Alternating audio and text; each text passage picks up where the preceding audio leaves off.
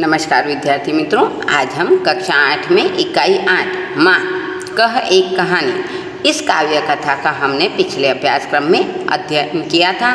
इस काव्य कथा में हमने पढ़ा था कि किस प्रकार बालक राहुल अपनी माँ यशोधरा से एक कहानी सुनाने की जिद कर रहा है। माता यशोधरा उसे कहानी के साथ साथ कुछ सीख भी देना चाहती है, इसलिए माता उसे उसी के पिता का एक वृतांत सुनाती है जिससे वह कुछ न कुछ निर्णय लेने का सीखता है और माता उसे न्याय का पक्ष कराना भी सिखाती है। तो यहाँ पर इसी काव्य के स्वाध्याय अब हम पढ़ेंगे। पहला प्रश्न है काव्य पंक्तियों का भावार्थ लिखिए। तो यहाँ पर काव्य पंक्तियाँ हैं वर्ण वर्ण से लेकर हाँ यही कहानी है। तो इसका अर्थ है बगीचे में तरह तरह के रंगों वाले फूल खिले थे, उन पर ओस की बूंदें चमक रही थी। हवा के हल्के हल्के झोंकों से फूल हिल रहे थे, उन पर ओस का पानी लहराता था।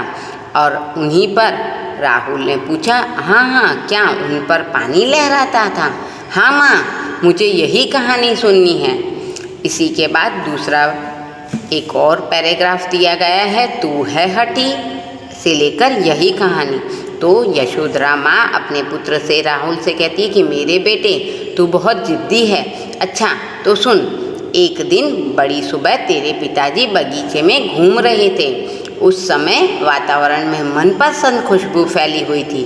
तो राहुल फिर से उत्साहित होकर बोला, वहाँ मनपसंद खुशबू फैल रही हुई थी? हाँ माँ, यही कहानी सुनाओ। तो इस तरह हमने इन काव्य पंक्तियों का भावार्थ समझ लिया है।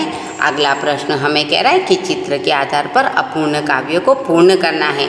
देखिए, चित्र में एक लड़का पौधा लगा रहा है, उसी के साथ एक लड़की उस पौधे को पानी दे रही है। तो दोनों बच्चे अपनी माँ से कह रहे हैं, माँ मुझको भी पौधा दे दे, मैं भी वृक्ष लगाऊंगा।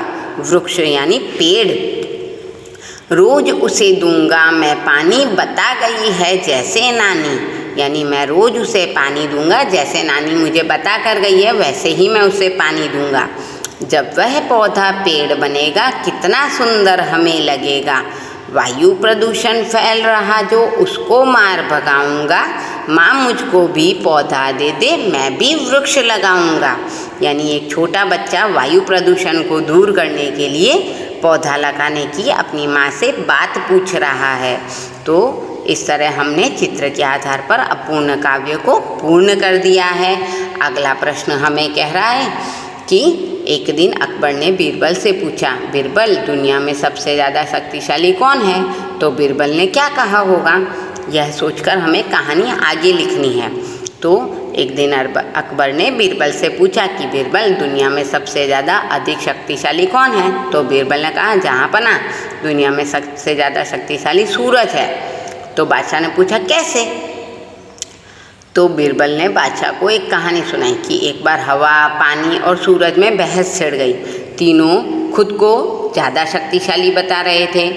एक देवदूत ने उन तीनों की बातें सुनी। उसने कहा, देखो वह यात्री कोट पहने जा रहा है। यानी एक यात्री रास्ते में कोट पहने हुए था, जो उसका कोट निकलवा देगा वो सबसे ज़्यादा शक्तिशाली होगा। तो सबसे पहले हवा आगे बढ़ी और तेज चलने लगी, उसने तूफानी रूप ले लिया। अब तो यात्री का कोट फड़फड़ाने लगा, तो उसने और भी कसकर कोट को पकड़ रखा है। उसने कोट को बाहर नहीं निकाला, उसने और भी कसकर उसे पकड़ लिया ताकि वह उड़ ना जाए। आखिर हवा ने हार मान ली। अब पानी ने अपनी ताकत दिखाई, तो जोर की बारिश होने लगी। यात्री पूरी तरह से भीग गया, लेकिन फिर भी उसने अपना कोट नहीं निकाला।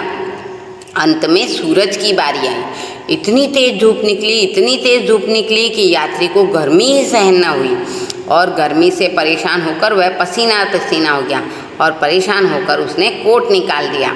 तो इस तरह सबने सूरज की शक्ति का लोहा मान लिया और बादशाह ने भी बीरबल की बात का समर्थन किया कि हवा, पानी और सूरज, इन तीनों में सूरज सबसे ज़्यादा शक्तिशाली है। इसी तरह अगला प्रश्न हमें कह रहा है कि अगर पाठशाला के सामने दुर्घटना हो तो हम क्या करेंगे? तो अगर हमारी पाठशाला के सामने कोई दुर्घटना होती है, यानी कोई बुरी घटना घटती है, तो हम तुरंत पहुंचकर दुर्घटनाग्रस्त व्यक्ति को स्कूल में लाएंगे, प्राथमिक चिकित्सा पेटी से दवा और मरहम पट्टी से उसका उपचार करेंगे। और अगर चोट उसकी बहुत ज़्यादा गंभीर हुई तो आसपास से डॉक्टर को बुलाएंगे या फिर हम उस घायल को अस्पताल में पहुंचा देंगे। तो इस प्रकार अगर हमारे पाठशाला के आगे कोई दुर्घटना होती है तो हम तुरंत उसकी मदद करेंगे। प्रश्न कह रहा है निम्नलिखित वाक्यों के क्रियापदों को देखकर उनके काल पहचानने हैं।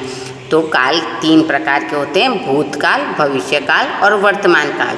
भूतकाल यानी जो हो चुका है, भविष्यकाल यानी जो होने वाला है और वर्तमान काल यानी जो अभी चल रहा है। तो पहला है रजत गा नहीं रहा था, कविता बना रहा था, यानी यह कार्य हो चुका है इसलिए यह भूतकाल।